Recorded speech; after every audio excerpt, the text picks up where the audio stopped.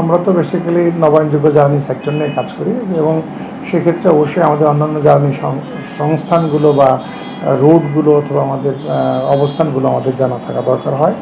সেক্ষেত্রে আমরা যেটা পরিষ্কার যেটা বুঝতে পারি যে জ্বালানি সংকটের মূল উপাদান কিন্তু জ্বালানি সরবরাহ না, এবং সিন্ডিকেটই যে মূল কারণ তা না। মূল কারণ হচ্ছে আসলে এটা ক্লিয়ার যে মধ্যপ্রাচ্যে যে আপনার ইরান এবং ইসরায়েল যুক্তরাষ্ট্র যুদ্ধ চলতেছে, যার কারণে হুরমুজ প্রণালী এটা একটা সংকটের মধ্যে আছে, মানে কখনো অবরুদ্ধ, কখনো সেখানে নিরাপত্তাহীনতা।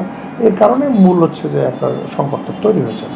সংকটের পরবর্তীতে যে আমরা লোকাল সংকট যেটা দেখতেছি, এর মানে এই সংকটে যে পুরোপুরি জ্বালানির সাপ্লাই বন্ধ হয়ে গেছে তা না, সংখ্যায় কমে গেছে, যার কারণে গভর্নমেন্টের পরিকল্পনা যে প্যানিক তৈরির মাধ্যমে যেন বড় ধরনের বিশৃঙ্খলা না হয় সেজন্য রেশনিং সিস্টেম চালু করেছে। এটা গ্লোবালি এটা হয়েছে, এটা শুধু বাংলাদেশে হয়েছে বা এর হয় তা না, এটাই সিস্টেম, এভাবেই করতে হয়।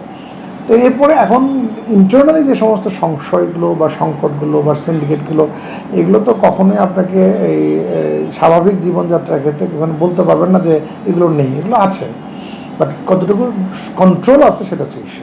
আপনি কখনোই যে বলতে পারবেন না যে দুর্নীতি হয় না, একদম জিরো, এটা একেবারে কোথাও এরকম নাই বলা খুব মুশকিল, বাট সেটার মাত্রাটা কতটুকু এটা হচ্ছে বড় বিষয়। তো এই জন্য আমার মনে হয় জ্বালানি যে সংকট, সে সংকটটা আসলে দেখতে হবে যে আমাদের একটা প্রণালীকে কেন্দ্র করে, কারণ আমাদের দেশের জ্বালানিগুলো সম্পূর্ণ অনেকটাই নির্ভর হচ্ছে এই প্রণালীর উপরে।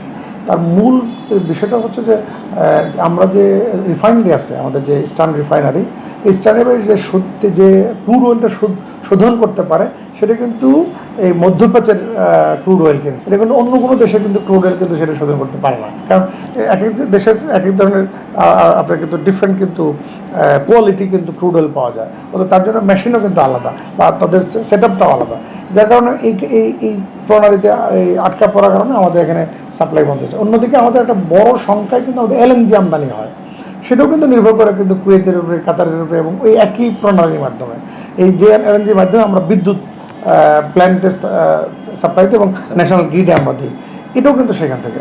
আর এরপরে থার্ড যেটা আমাদের নিজেদের সোর্স হচ্ছে যে নিজেদের যতটুকু আমাদের গ্যাস রয়েছে সেটা তো গ্রিডে যাচ্ছে, কারণ এটা যে বেশি দিতে পারলে তো আমাদের আমদানি গ্যাস কমে যাবে, কিন্তু আলটিমেটলি আমাদের ক্যাপাসিটি মাত্র এখন হচ্ছে 1300 থেকে 1500 মিলিয়ন ঘনফুট, কিন্তু এখন তার মানে খুবই কম, বাট আমাদের চাহিদা কিন্তু 4000-এর উপরে, কিন্তু তার মানে এখানে শর্টই আছে প্রায় 1500-1600-র উপরে। সেখান থেকে তো এটা কোনোভাবেই বলা যায় না যে আমাদের অতিরিক্ত সাপ্লাইয়ে ওভারফ্লো হচ্ছে। হ্যাঁ, তেলের ক্ষেত্রে যেটা বাই প্রোডাক্ট হিসেবে আমরা তেল পাই, ডিজেল আর হচ্ছে আমাদের কী বলে পেট্রোল অ্যান্ড অকটেন, সেইটাতে তাদের প্রোডাকশন আছে, সেটা হতেও পারে নাও হতে পারে, এটা এক্স্যাক্টলি কনভেনশন। সেক্ষেত্রে এটা তথ্য ভিত্তিক, এটা সরকারের কাছে থাকার কথা এবং প্রতিষ্ঠানগুলোর সাথে থাকার কথা। আমার মনে হয় তারা জানলে এটা সঠিক তথ্যটা পাওয়া যায়।